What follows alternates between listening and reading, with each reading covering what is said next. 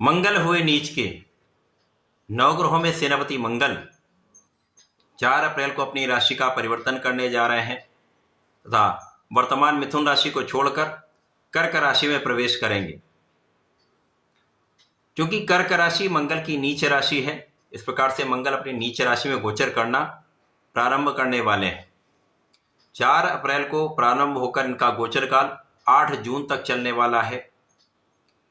अब चूंकि ज्योतिष के नियमानुसार जब भी कोई ग्रह उच्च राशि में होता है तो वो महाबलवान होता है, उसके प्रभाव में, उसकी क्षमता में, उसके बल में कई गुना वृद्धि हो जाती है, सकारात्मकता कई गुना बढ़ जाती है। इसी प्रकार से नीच राशि में होने पर इसका विपरीत प्रभाव प्राप्त होता है। उस ग्रह का प्रभाव निर्बल हो जाता है, क्षमता कम हो जाती है तथा वो नकारात्मक प्रभाव देने लगता है। पराक्रम, बल, सामर्थ्य, क्षमता, साहस के कारक मंगल हैं, भाई के कारक मंगल हैं, रक्त के कारक मंगल हैं, ऊर्जा के कारक मंगल हैं। इसी प्रकार से ये आवेग के, क्रोध के, लड़ाई झगड़े के कारक भी हैं। जब ये उच्च राशि में होते हैं तो ये आपको महापराक्रमी बना देते हैं, साहसी बना देते हैं, ऊर्जा का सही उपयोग आप कर पाते हैं तथा आपका सामर्थ्य आपको प्रत्येक क्षेत्र में लाभ देता है। नीच राशि में होने पर नकारात्मकता प्राप्त होती है, लड़ाई झगड़ा बढ़ जाता है, वाद विवाद बढ़ जाता है, क्रोध बढ़ जाता है, जिसके कारण आपके काम समस्याग्रस्त हो जाते हैं। तो समस्याएं आ जाती हैं, समस्याओं के आने के कारण आपके कार्यों में प्रगति नहीं हो पाती। अब क्योंकि नकारात्मक प्रभाव मिलेगा तो आप उतना अपना ध्यान अलग दिशाओं में लगा देते हैं, सही दिशा में नहीं लगा पाते, जिसका जो परिणाम होता वो भी आपके लिए अच्छा प्राप्त नहीं होता। तो मंगल का ये परिवर्तन कहीं ना कहीं कुछ विशेष भाव में होने के कारण कुछ लाभ भी दे सकता है, परंतु कहीं ना कहीं ये हानि का भी योग बनाता है। जय श्री गणेश, नमस्कार। मैं आचार्य संजय द्विवेदी। मेरे समस्त प्रबुद्ध दर्शकों का मेरे चैनल पर हार्दिक स्वागत है।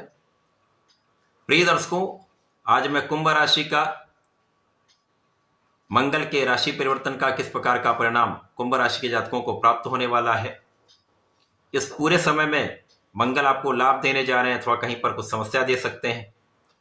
यदि कोई समस्या तो उसका क्या निराकरण है, संपूर्ण विश्लेषण मैं पूर्ण तर्क के साथ करने जा रहा हूं। प्रिय दर्शकों, इस राशिफल को आप अपने लग्न तथा राशि दोनों के अनुसार देख सकते हैं। कुंभ राशि शनिदेव की राशि है, जहां पर मंगल पराक्रमेश है तथा आपके कर्मेश है। दो अत्यंत विशेष भाव के स्वामी का गोचर आपके षष्ठम भाव में आरंभ होगा। षष्ठम भाव जो कि रोग ऋण शत्रु का भाव है, न्यूनता का भाव है, त्रिक भाव है, निश्चित रूप से ये नकारात्मक प्रभाव देने वाला है। अब यहां पर मंगल का नीच भंग भी नहीं है, परंतु यदि समस्त स्थितियों को हम देखते हैं तो चंद्रमा की राशि कर्क राशि है। अब कर्क राशि के स्वामी चंद्रमा नित्य परिवर्तन करते हैं, तो जब जब मंगल और चंद्रमा केंद्र के भाव में होंगे, युति प्रभाव में होंगे, दृष्टि प्रभाव में होंगे, तो मंगल का नीचत्व भंग भी होगा। इस प्रकार से लगभग इस पूरे गोचर काल में लगभग आधे समय में ये नीच राशि का प्रभाव देंगे तथा आधे समय में ये नीचत्व भंग राजियों का लाभ आपको देने वाले। ये सभी राशि के जातकों के लिए प्राप्त होगा। अब चूंकि मंगल यहां पर पराक्रमेश होकर, कर्मेश होकर न्यूनता के भाव में है, यहां पर निश्चित रूप से रोगों में कुछ वृद्धि हो जाती है। जब मंगल नीच का प्रभाव देंगे तब की स्थिति ये है, कुछ रोग बढ़ सकते हैं, मौसम के कुछ रोग हो सकते हैं, रक्त से संबंधित कुछ समस्याएं हो सकती हैं। इसी प्रकार से इस समय में शत्रु बढ़ जाते हैं। अब शत्रु क्यों बढ़ते हैं? क्योंकि यहां पर आपका क्रोध आपके लिए विवाद उत्पन्न करने वाला होता है। इसी प्रकार से इस समय में आपके जो स्वार्थी मित्र हैं आपके लिए कष्ट का कारण बन जाते हैं, जिसके कारण विवाद उत्पन्न हो जाता है। इसी प्रकार से इस समय में यदि आप ध्यान नहीं देते तो आपका ऋण बढ़ जाता है। तो यहां पर आपको बहुत ध्यान देना चाहिए। इसी प्रकार से यहां पर मुख्य रूप से यदि आपने किसी को धन उधार दिया हुआ है या आपने धन किसी को उधार देना है तो बहुत सजग रहना चाहिए, क्योंकि बड़ी मात्रा में धन देंगे तो वापसी का जो मार्ग है वो अत्यंत कठिन है। इस समय में दिया हुआ धन जल्दी वापस नहीं मिलने वाला, जिसके कारण विवाद होगा, शत्रु बढ़ेंगे, कानूनी समस्याएं तक हो सकती हैं। तो यहां पर आपको बहुत ध्यान देना चाहिए। इस समय में आप जब वाद विवाद में होंगे, कुछ रोग आपको समस्याग्रस्त करेंगे तथा बिना काम के कार्यों में आप लगे रहेंगे तो आप उतना पराक्रम अपने कार्य क्षेत्र में नहीं कर पाएंगे। जब आपका कार्य क्षेत्र निर्बल होता है तो कहीं ना कहीं वहां पर लाभ की स्थिति कम होने लगती है, लाभ की निरंतरता में कमी आ जाती है, तो कार्य क्षेत्र भी निर्बल हो जाता है, चाहे वो नौकरी का भाव हो, चाहे वो आपका प्रोफेशन हो या व्यापारिक भाव है। यदि आप कहीं पर अधिक प्रयास नहीं करते हैं, किसी भी क्षेत्र में आप हैं, आप अपना निष्ठा के साथ कार्य नहीं कर पाते हैं, संपूर्ण प्रयास नहीं करते हैं, तो समस्या निश्चित रूप से आती है। अब मंगल जब नकारात्मक ऊर्जा देंगे तो आपका काम जो है वहां पर आपका ध्यान नहीं होगा, अन्य कार्यों में आपका ध्यान लगा रहेगा, जिसके कारण कठिनाइयां आती। यद्यपि इस समय आपके शत्रुओं का पराभव निश्चित है, लेकिन यहां पर बिना कारण से धन व्यय होगा, तनाव होगा, शारीरिक मानसिक समस्याएं आपको कष्ट दे सकती हैं। इसी प्रकार से भाग्य का उतना साथ नहीं मिल पाता है जब आपका ये नीचत्व का प्रभाव मिलेगा। आप धर्म के मार्ग पर भी नहीं चल पाते हैं, आपका पूजा पाठ में मन भी नहीं लग पाता है, आप उतना समय धर्म के कार्यों में भी नहीं दे पाते, क्योंकि बिना कारण के कार्यों में आप लगे रहते हैं।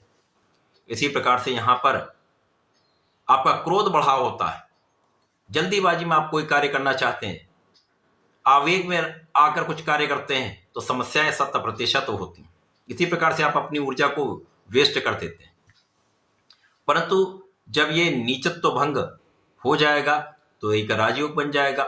तो जो व्यापारीगण व्यापार के लिए ऋण लेने का प्रयास कर रहे थे, निश्चित रूप से उनका ये कार्य सफल होगा, उनको व्यापार का विस्तार करने का पूर्ण अवसर प्राप्त होगा। जो जहां तक नौकरी के लिए प्रयास कर रहे थे, काम नहीं बन पा रहा था, यहां पर आपका काम बन जाएगा। केवल आपको धैर्य रखना है, सकारात्मकता के साथ आगे बढ़ना है, अपने आत्मबल को प्रबल रखना है। इसी प्रकार से इस समय आपकी यात्राएं आपके लिए लाभ देने वाली हो सकती हैं। उच्च शिक्षा के लिए जो जहां तक प्रयत्न कर रहे थे, हो सकता है यहां पर आपका कार्य बन जाए। आप अच्छे इंस्टीट्यूशन से विदेश जाकर भी आप अपना उच्च शिक्षा का कार्य संपन्न कर सकते हैं।